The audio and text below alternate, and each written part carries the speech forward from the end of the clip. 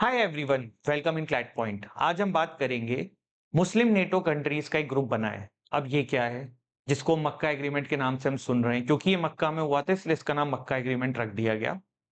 World की 3 countries, Turkey, Saudi Arabia, Pakistan, जो कि तीनों एक मुस्लिम कंट्रीज हैं, इन्होंने मिलके एक एग्रीमेंट साइन किया है जिसका नाम रखा गया है मक्का जॉइंट डिफेंस एग्रीमेंट। अब आपसे कोई पूछे कि सर ये ठीक है तो आप इसको मुस्लिम नेटो क्यों बोल रहे हो?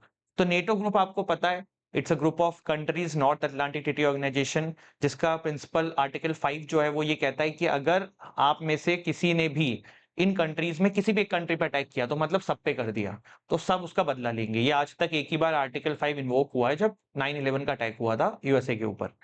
अभी ये जो मुस्लिम नेटो बनी है जिसको मक्का जॉइंट डिफेंस एग्रीमेंट कह रहे हैं, इनका भी यही प्रिंसिपल है कि भैया अगर हम तीनों में से किसी पे किसी ने अटैक किया तो मतलब हम तीनों पे कर दिया, उसने हम तीनों से बैड ले ली है। तो ये इसीलिए इसको मुस्लिम नेटो कहा जा रहा है।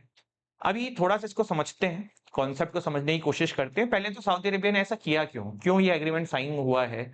तो सऊदी अरेबिया ये 2025 से ही कर रहा है। देखो, उसने पाकिस्तान के साथ एक स्ट्रेटेजिक म्यूचुअल डिफेंस एग्रीमेंट 2025 में साइन किया था।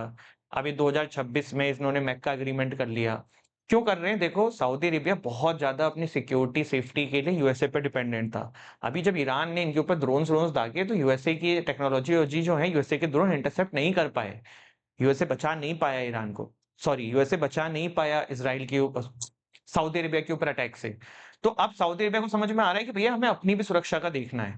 तो सऊदी अरेबिया ने टर्की के साथ मिलके, पाकिस्तान के साथ मिलके ये एग्रीमेंट कर लिया है। थोड़ा सा ना अभी इन तीनों कंट्रीज के डायनामिक्स भी समझेंगे कि क्यों, कैसा, क्या रिलेशन है, ये एग्रीमेंट कितना सक्सेसफुल हो सकता है। तो अभी इनका प्रिंसिपल तो सिंपल है कि भैया किसी ने पाकिस्तान पे अटैक किया तो उसने टर्की और सऊदी अरेबिया से पंगा ले लिया है। ये तीनों कंट्रीज लेके क्या आएंगे? तो देखो, Saudi Arabia is a very rich country, पता है, अगर पैसा बहुत है भाई इनके पास। टर्की जो है, नेटो का एक्सपीरियंस है, नेटो का पार्ट है, क्योंकि इसको पता है कैसे इन ऑर्गेनाइजेशंस को चलाना होता है। Apart from it, Turkey is a very literate in the sense of technology, defence के अंदर ड्रोन व्रोन बहुत अच्छे बनते हैं इनके यहाँ पे। पाकिस्तान, मैन पावर तो भरी पड़ी है इनके यहाँ पे, जैसे इंडिया मैन पावर है वैसे पाकिस्तान में भी है। अब थोड़ा सा ना मैं आपको डायनामिक समझाता हूँ। ये जो ग्रुप बना है ना, ये हिस्ट्री जो है ना वो इनको बैक नहीं करती है। क्यों नहीं करती है?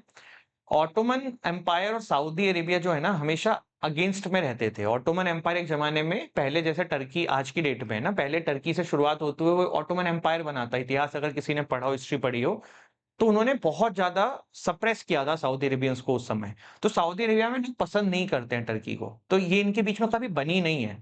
और जो एर्डोगन है ना, जो इस समय टर्की के लीडर हैं, वो टर्की को वापस से पुराना वर्चस्व दिलाना चाहते हैं, ऑटोमन एम्पायर वाला। तो वो कोशिशें करते रहते हैं कि मुस्लिम कंट्रीज की आवाज हम बने, हम उनके लीडर बने। पर सऊदी अरेबिया इस संबंध जो अमीर है यार, वो किसी का चेला चपाटी बनने वाली नहीं है।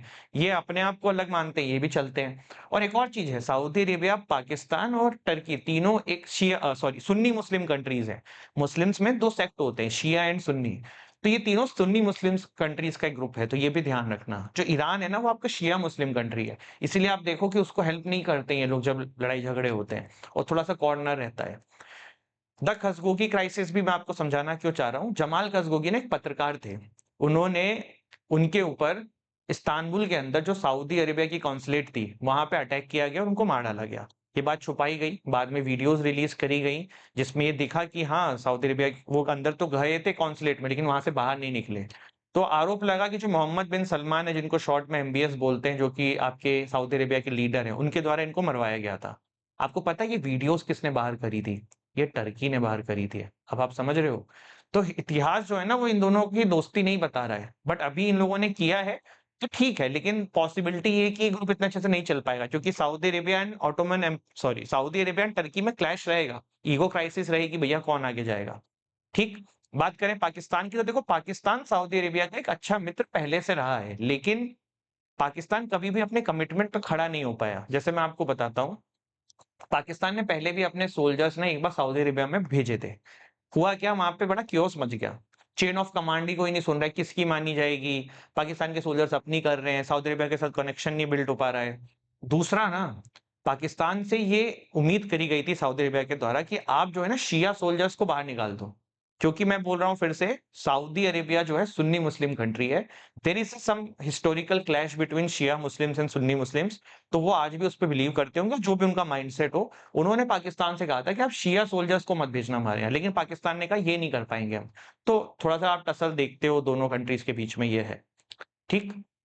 इसके अलावा ये तीनों कंट्रीज लेके क्या आएंगे? ये तो सर आप बोलोगे सर नेगेटिव नेगेटिव हो गया। नहीं, ये ग्रुप अच्छा भी है। अच्छा कैसे है? तीनों के पास ना कॉम्प्लीमेंट्री करने के लिए एक दूसरे को बहुत कुछ है। सऊदी अरेबिया रिच है, डिफेंस में बहुत बजट लगाता है, पता है आपको। पाकिस्तान के पास बहुत लेबर है, मैन पावर भर भर के है। जैसे अपने इंडिया में है ना, वैसे पाकिस्तान के पास भी है। तो मैन पावर की कमी नहीं होने वाली इन ग्रुप को। टर्की मिलिट्री टेक्नोलॉजी के मामले में इट्स गुड। ड्रोन व्रोन की टेक्नोलॉजी काफी अच्छी है टर्की के पास। तो ये तीन कंट्रीज अगर मिलकर अच्छे से काम करेंगी तो ये चिंता का विषय है भारत के लिए और भी कंट्रीज के लिए। तो अभी ये जो पूरा एक कॉन्सेप्ट बना है मक्का जॉइंट डिफेंस एग्रीमेंट और ये इस तरीके की चीजें, ये सब अभी आपको और होते हुए दिखेगा। सिर्फ इन कंट्रीज में नहीं, आप इंडिया को भी देखो, कोई पैक्ट साइन करेगा, कुछ करेगा, क्योंकि अब ना वर्ल्ड ऑर्डर ऐसा हो रहा है कि कभी भी लड़ाई हो सकती है। Like I remember when I was in college ना, उस समय ऐसा हो चुका था कि अब वर्ल्ड वॉर कुछ नहीं होगा, कोई वॉर हो ही नहीं सकती है। नेटो है, यूएन है, ये है, वो है। सबसे पहले रशिया वाला मामला हुआ। हम लोगों को लगा बे यार ये तो चलो रशिया है, डिफॉल्टर है, कर दिया। ईरान ने भी पंगा ले लिया और ईरान ने टक्कर दी है यूएसए को पूरे युद्ध में। अगर आपको नहीं पता हो बता दूं, ईरान अकेला खड़ा था लेकिन टक्कर दी है उसने, कहीं दबा नहीं है।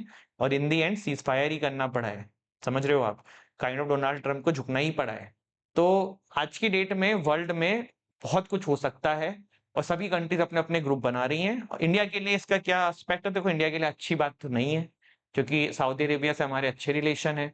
टर्की से हमारी नहीं बनती, थोड़ी थोड़ी ऐसा रहता है। पाकिस्तान तो आपको पता ही है। तो अगर ये इधर तीन प्रधान हो गया और इंडिया और पाकिस्तान का कल को बॉर्डर पे क्लैश होता है, तो फिर तो सऊदी अरेबिया भी आ जाएगा, टर्की भी आ जाएगा। तो इंडिया के लिए बिल्कुल अच्छा नहीं है। And I think in long term India will object to it कि ये इस तरीके की चीजें ना हो। और ये वैसे भी बहुत इनिशियल फेज पे है, एग्रीमेंट तो बहुत साइन होते हैं। अगर ये प्रॉपरली इन्होंने वर्क किया तो फिर आप देखेंगे कि इंडिया भी कुछ ना कुछ इस तरीके का एलाइज या कोई ग्रुप बनाएगा इन कंट्रीज पे प्रेशर डालने के लिए। तो this is about this article. And if you are preparing for CLAT 2027, crash course हमारा स्टार्ट हो चुका है। आप इसमें एनरोल कर सकते हैं। आई थिंक ओनली 9,909 रुपीज का है। आप हमारे क्लैट के मॉक्स ले सकते हैं। If you are preparing for NLSA 2027, हमारे बैचेस चल रहे हैं। आप डिस्क्रिप्शन में जाके नंबर है, वेबसाइट है, ऐप का लिंक है, सब जाके देख सकते हो, डेमो क्लासेस देख सकते हो। And if you just want to enrol in our current affair capsule, जहां पे आपको इस तरीके की हर मंथ के लेक्चर्स मिल जाएं, तो सिर्फ और सिर्फ 1599 रुपए का वो कोर्स है, उसमें भी आप एनरोल कर सकते हैं। कुछ भी जानकारी के लिए इस नंबर पे कांटेक्ट कर सकते हैं। Thank you so much. जय हिंद, जय भारत।